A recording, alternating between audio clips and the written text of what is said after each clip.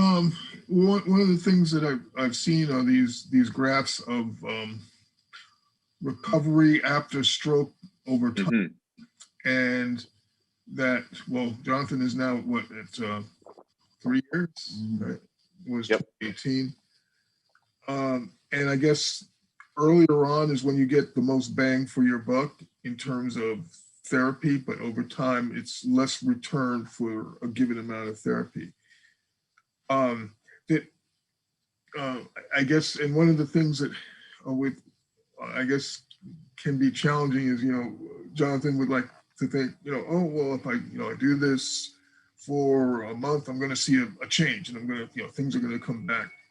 But yeah, I keep telling him it's not that it's easy, or it takes a lot to come back, and somewhere along the way, I'm kind of rambling, but my I'm guessing that's or saying or feeling that, or what is it they call it, plateau? Sure. Yeah, the concept you're talking about is this plateauing effect. And I think it's really important to mention, and let me just acknowledge what you're saying. And I think um, you're the way you described it is almost how I described it too. So you're exactly right, and that is early on after a neurologic injury, you generally can get more ROI. So like if you imagine like 1 hour of rehab can maybe get 10x of improvement, where X is just some arbitrary number.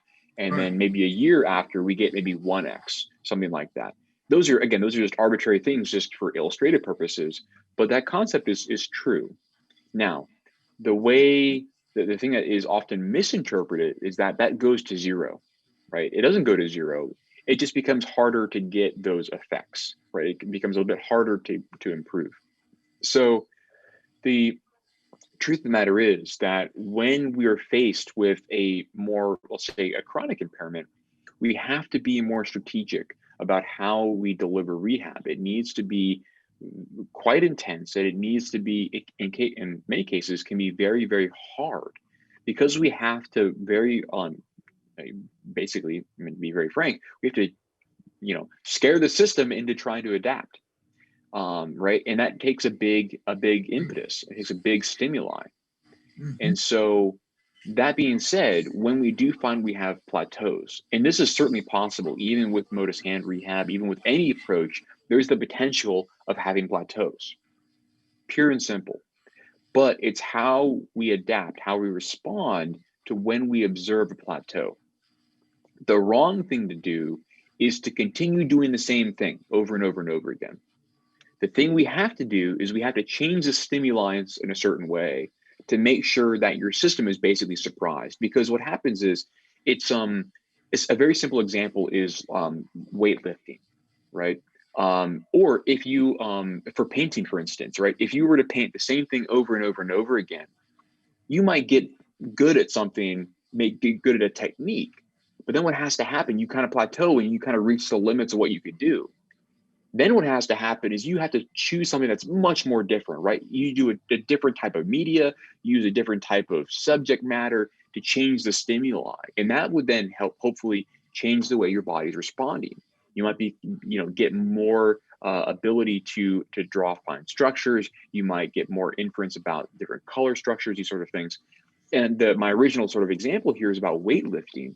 If we go to the gym and we go in and we train to lift a 20-pound weight, and we do that for months, you're going to get better at lifting that 20-pound weight. But it's not like you're going to get better at lifting the 100-pound weight or get better at sprinting, for instance. We have to change the stimuli whenever you do plateau. And we may have to do that regularly with a Motus hand. I think, and that's okay. And the way we do this is we can turn a bunch of different knobs. We can make things more challenging in terms of the ranges of motion, the level of actual help that you're getting. We can also change this with the individual therapeutic exercises, right? We can choose games, even though you're moving the same amount. But if we make the requirements for you to move much more complex, right? If you're having to move with fine temporal dynamics, you have to kind of negotiate fine obstacles. That's going to be much more challenging for your brain to interpret. And it's going to be much more challenging for you to generate those movement patterns. And these are all the ways that we can kind of acknowledge that we're going to have a plateau and try to work around it and change the stimuli to keep you improving. Um, is this in, why there are these variety of games on the, for the hand mentor? Mm-hmm. You know, like space tennis, fishing, all these sort of things to come at it with different approaches. Although in all cases, it's moving the wrist. Precisely, yeah. But the thing you might notice is if you can look at the data and find a tail, some of them are very simple, right? Like the strongman exercise, for instance, right? This one doesn't have any sort of temporal constraints on it, right? You just have to, at some point, go to the down position and then go to the up position, right? That's a very simple case. But the one you mentioned, fishing, right? When you're trying to control the location of your green bar as the fish moves up and down, that's going to move at potentially random occurrences, and it's going to change directions very rapidly. Those two things, even though we're doing the same sort of motion, right? Fundamentally, if we boil it down, yeah, we're moving into this flexion of the wrist and the hand and extension of the wrist and hand. Even though we're moving in the same fundamental directions, the environment, the context of those movements are very, very different. And that's how we can use the games to sort of, leverage the visual complexity too, to kind of cause those stimulus to be constantly increased. So, actually, fishing is not one of Jonathan's favorites. Yeah. But you have all the use data.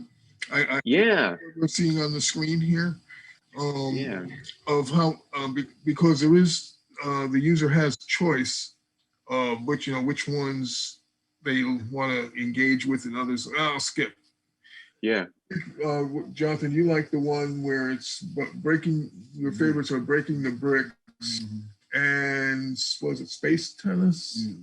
Cosmic tennis. Yeah. Yep. Those are really good ones. Yeah, those are really good ones.